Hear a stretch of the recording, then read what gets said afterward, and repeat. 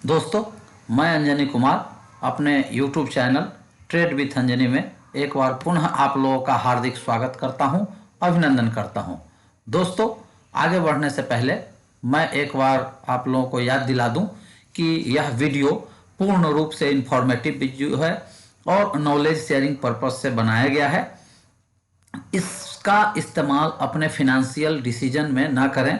अगर कोई भी आपको डिसीजन लेना हो तो उसके लिए फिनेंशियल एडवाइजर से संपर्क जरूर करें। दोस्तों, मैं जैसा कि आप लोग को स्क्रीन पे दिख रहा होगा, अगले कुछ मिनटों तक मैं प्रकाश इंडस्ट्रीज लिमिटेड का एक विस्तार से एनालिसिस करूंगा। जी हाँ, विस्तार से एनालिसिस करूंगा।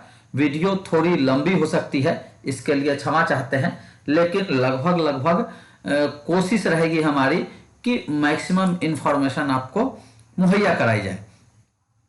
दोस्तों, अब आपको मैं बताऊं कि प्रकाश इंडस्ट्रीज लिमिटेड का रिकमेंडेशन मैंने लॉकडाउन पीरियड में किया था, जब इसका प्राइस 20 रुपए के आसपास था।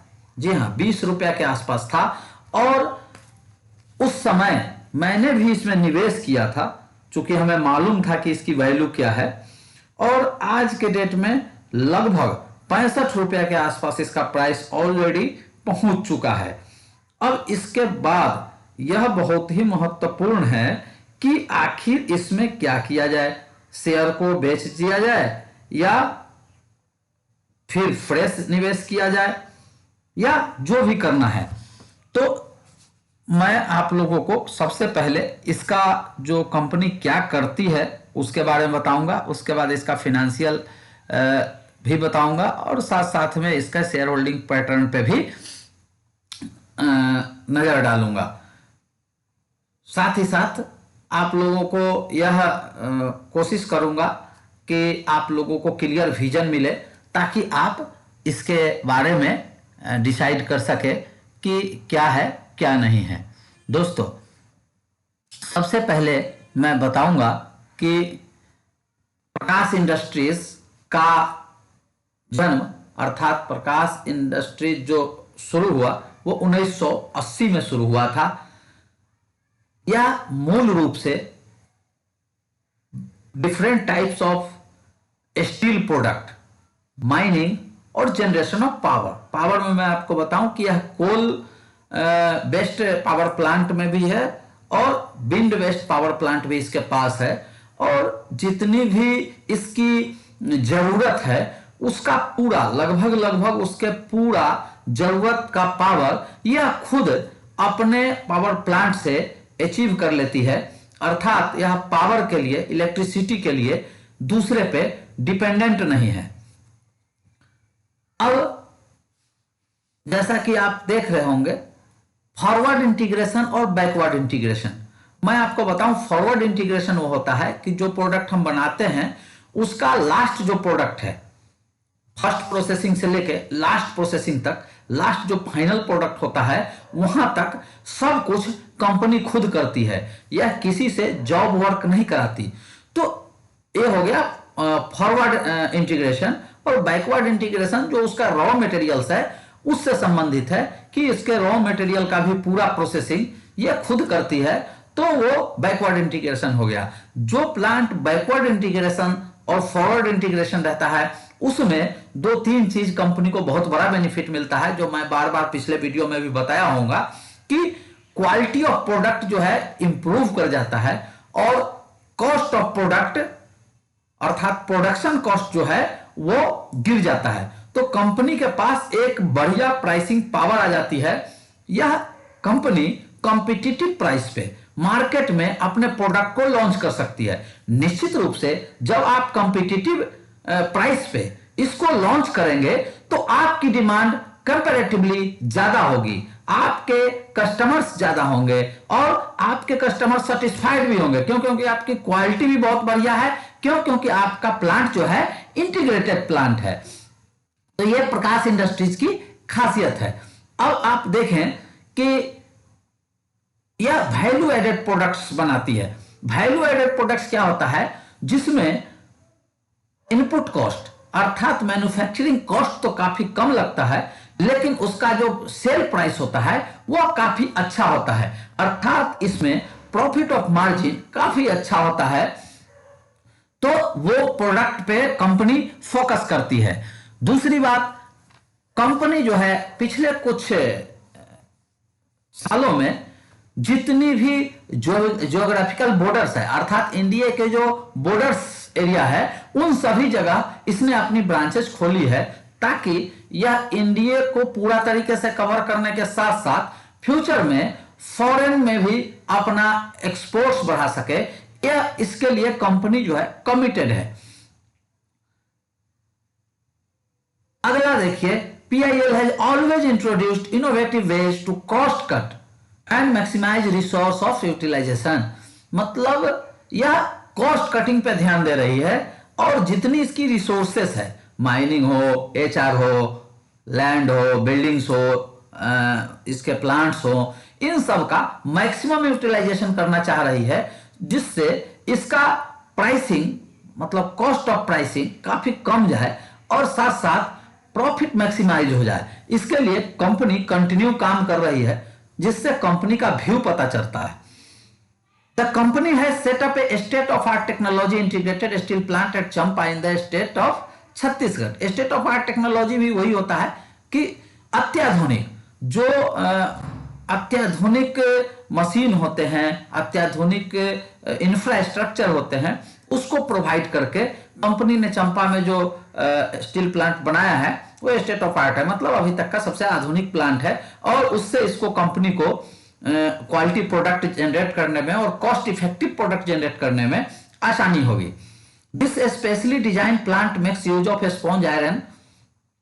ये टेक्निकल भाषा है, SLRN टेक्नोलॉजी का यूज किया है। जर्मनी की कंपनी के साथ कोलैबोरेट करके, लुर्गी में इसका प्लांट भी है, और उससे कोलैबोरेट करके ये इंडियन जो प्लांट्स है उसमें भी अपनी जर्मन टेक्नोलॉजी को लगा रही है, जिससे इसका कॉस्ट और क्वालिटी दोनों पे सीधा सीधा प्रभाव पड़ता है। The fulfill of iron ore requirement for sponge iron manufacturing, the company also own iron ore mines। देखिए, कंपनी के पास पहले से ही आयरन ओर माइंस थे, जो लगभग 50 वर्ष के लिए इसको गवर्नमेंट ऑफ इंडिया ने लीज पे दे रखी है। तो मैंने पहले ही बताया था कि कंपनी की माइनिंग में भी एक्टिविटी है। कंपनी को अभी हाल फिलहाल में, आगे मैं आपको बताऊंगा कि कंपनी को एक और आयरन ओर माइन अलॉट हुआ है, जो 50 साल के लिए हुआ है, और कंपनी के पास जो रॉ मटेरियल्स है वो कम से कम 15 साल के लिए मोर देन सफिशियंट है। 19 फरवरी 2021 को कंपनी के पास एक नया माइनिंग अलॉटमेंट गवर्नमेंट की तरफ से आ गया है। ये मैं आपको पहले ही बता चुका हूं कि the company operates A captive power plant making itself completely self reliant in power of its integrated steel plant and future expansion of product. मतलब कंपनी की जनरेटिंग कैपेसिटी इतनी है कि अभी जो इसका रिक्वायरमेंट है पावर का, वो तो फुलफिल कर ही रही है, साथ ही साथ कंपनी जो फ्यूचर एक्सपेंशन करने वाली है उसका पावर रिक्वायरमेंट्स भी कंपनी अपने ही पावर जनरेशन प्लांट से फुलफिल कर लेगी। ये कंपनी का ऑलरेडी इंस्टॉल्ड कैपेसिटी जो पावर प्लांट है वो है।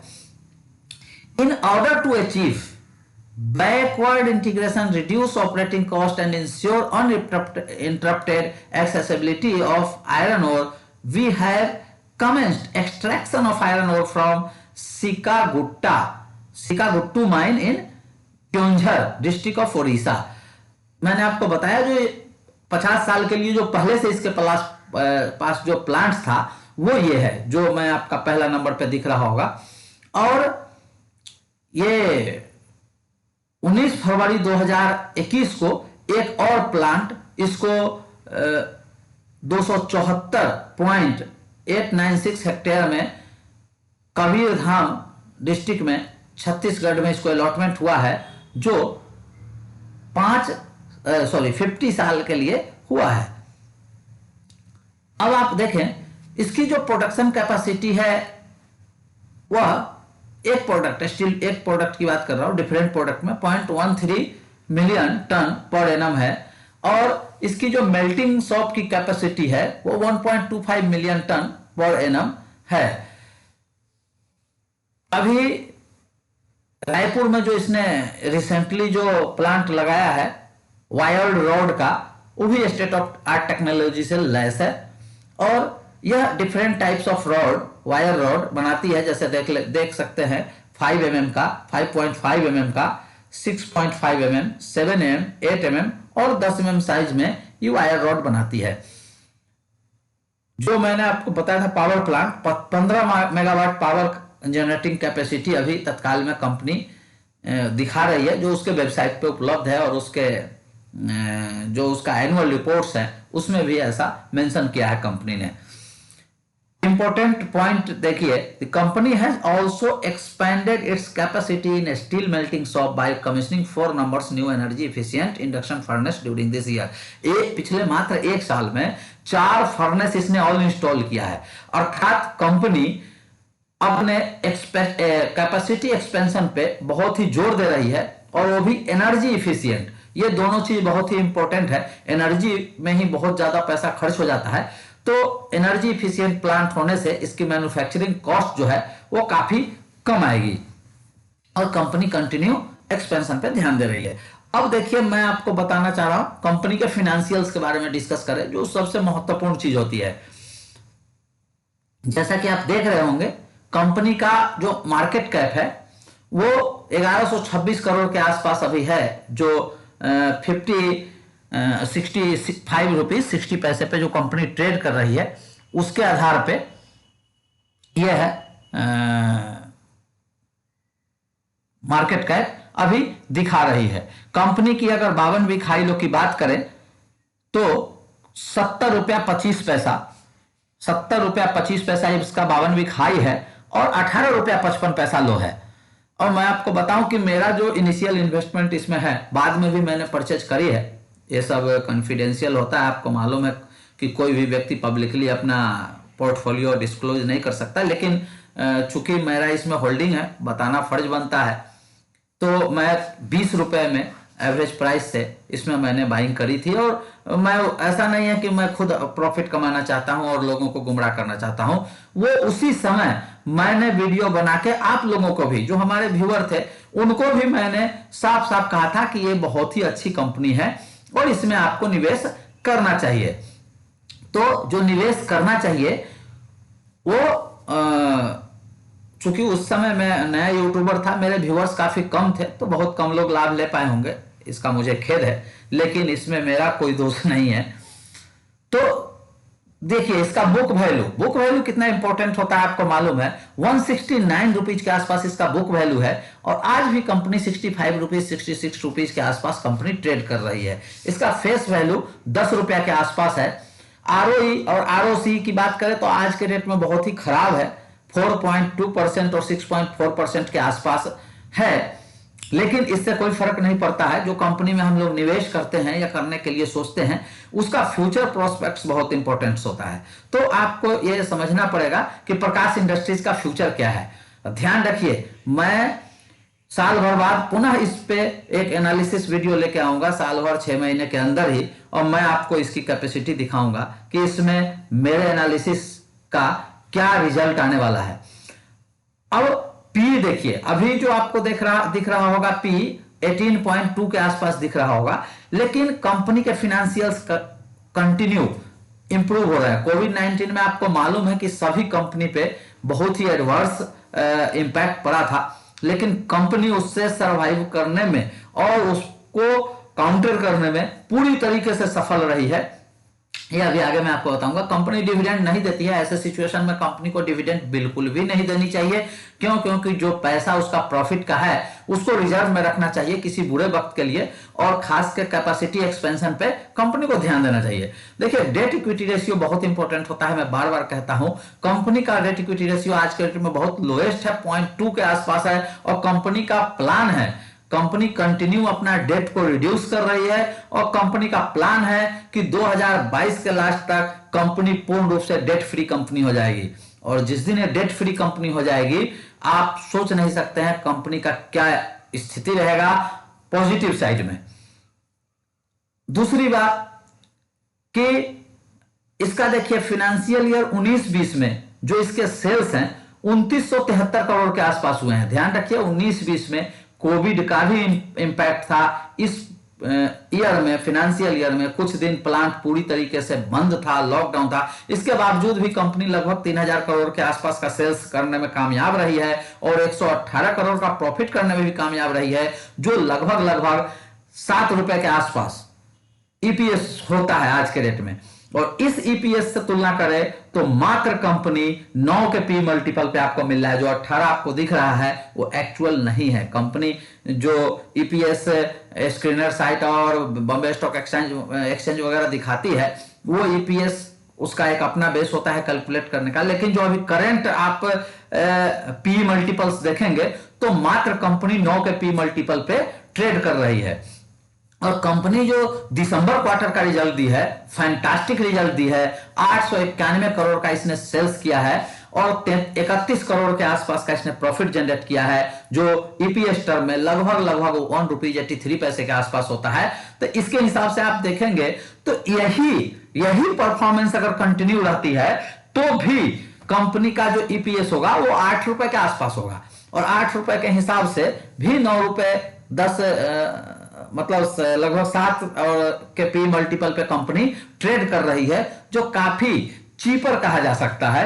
लेकिन ऐसा नहीं है, कंपनी के पास कैपेसिटी है कि वो 5000 करोड़ प्लस का सेल्स जनरेट कर सकती है।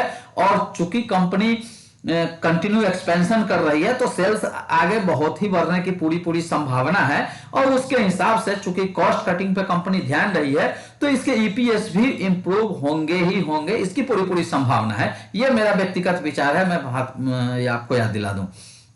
दोस्तों, शेयर होल्डिंग पैटर्न और इसके आगे और भी चर्चा करने से पहले मैं आप लोगों को एक बार याद दिला दूं कि जिन लोगों ने अभी तक मेरे चैनल को सब्सक्राइब नहीं किया है वो मेरे चैनल को सब्सक्राइब कर लें ताकि मेरे से जुड़े रहें। नोटिफिकेशन बेल को जरूर क्लिक करें ताकि आपको मेरा कोई भी वीडियो मिस नहीं हो। आजकल मैं वीडियो कम बनाता हूं, लेकिन वीडियो जो भी आपको मिलेगा क्वालिटी वीडियो मिलेगा, इंफॉर्मेटिव वीडियो मिलेगा और वो 100% आपको एक डिसीजन लेने में एक भूमिका अदा करेगा और आपको ज्यादा से ज्यादा शेयर मार्केट से पैसा कमाने में मदद करेगा। साथ ही साथ दोस्तों, जो लोग नए लोग होंगे जिन्होंने अभी तक अपना डीमैट अकाउंट नहीं खोला हो या अपने ब्रोकर के सर्विस से संतुष्ट नहीं हो और अपना ब्रोकिंग अकाउंट शिफ्ट करना चाहते हो, तो उनके लिए मैं आग्रह करूंगा कि मेरे डिस्क्रिप्शन बॉक्स में एलाइस ब्लू ब्रोकर का लिंक दिया हुआ है, उस लिंक से अकाउंट खोलें और उसके अकाउंट से ट्रेडिंग करें, उनके उस अकाउंट से इन्वेस्टमेंट करें।